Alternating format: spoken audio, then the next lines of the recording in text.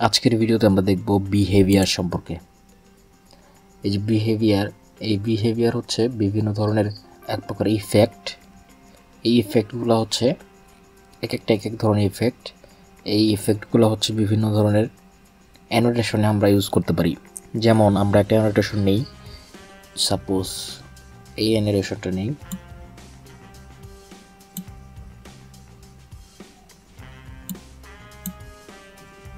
এই অ্যানোটেশনটা হচ্ছে আমরা টাইমলাইনে নিলাম, নেওয়ার পর এখানে আমরা হচ্ছে যদি লিখি টেক ক্যাম্পাস,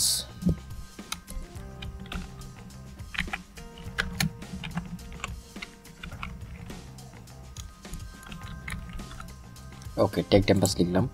এখন এই লেখাটি কিভাবে হচ্ছে যে এই ট্রানজিট হবে বা কিভাবে হচ্ছে যে কিভাবে ইফেক্ট দিয়ে কাজ করবে সেটি হচ্ছে বিহেভিয়ার দিয়ে দেখা যাবে।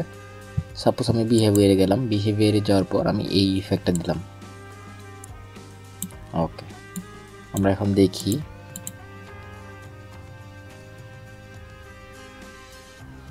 দেখতে পাচ্ছেন যে ফেড আউট এবং ফেড ইন হয়ে এই লেখাটি আসছে। আচ্ছা, আমরা এই ইফেক্টটি কেটে দিই, এখান থেকে ড্র্যাগ করে দিলাম, দেওয়ার পর ডিলিট বাটনে ক্লিক করলেই এই ইফেক্টটি চলে যাবে। এটা দেই, শিফটিং দেই, তাহলে কি রকম হয় দেখি।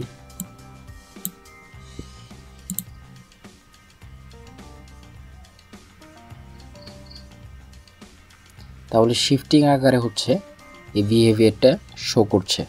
সো এটি হচ্ছে মূলত বিহেভিয়ার। সো আজকের ভিডিওতে আমরা বিহেভিয়ার দেখলাম। আরেকটা জিনিস দেখব, সেটি হচ্ছে কীভাবে ভিডিও রেন্ডারিং করতে হয়। ধরুন আমাদের কাজ শেষ, আমাদের ভিডিও এডিটিংয়ের কাজ শেষ, এখন আমাদের কাজ হচ্ছে ভিডিওটা এক্সপোর্ট করব, অর্থাৎ ভিডিওটা আমরা সেভ করব। এখন ভিডিওটা সেভ করার জন্য কি করতে হবে, এক্সপোর্টে দিতে হবে। এই এক্সপোর্টে যাব, এক্সপোর্টে যাওয়ার পর লোকাল ফাইল দেওয়ার পর এখান থেকে প্রিসেট আছে, কাস্টম প্রিসেট, এখান থেকে আমরা দেবো MP4। তারপর হচ্ছে ডাইমেনশনস, প্রজেক্ট ডাইমেনশন আমরা দিব, এখান থেকে 4K সিলেক্ট করলে 4K রেজুলেশনে হচ্ছে ভিডিওটি সেভ হবে। আমরা 180p দিব, ফুল HD 180p দিলাম, এবং এখান থেকে হচ্ছে কোথায় সেভ হবে সেটি দেখাবে। সো আমি চাচ্ছি যে এটা এখানে সেভ হবে, এই ফাইলে সেভ হবে। সো এর জন্য হচ্ছে এই ফাইলটি সিলেক্ট করলাম। ওকে, সিলেক্ট করার পর এক্সপোর্টে দিব। এক্সপোর্টে দেওয়ার পর ভিডিওটা কিন্তু আস্তে আস্তে এক্সপোর্ট হয়ে যাবে।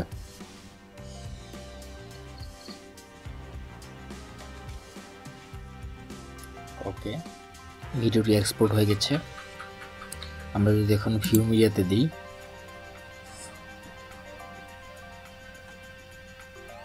তাহলে দেখতে পাচ্ছেন ভিডিওটা কিন্তু এক্সপোর্ট হয়ে গেছে।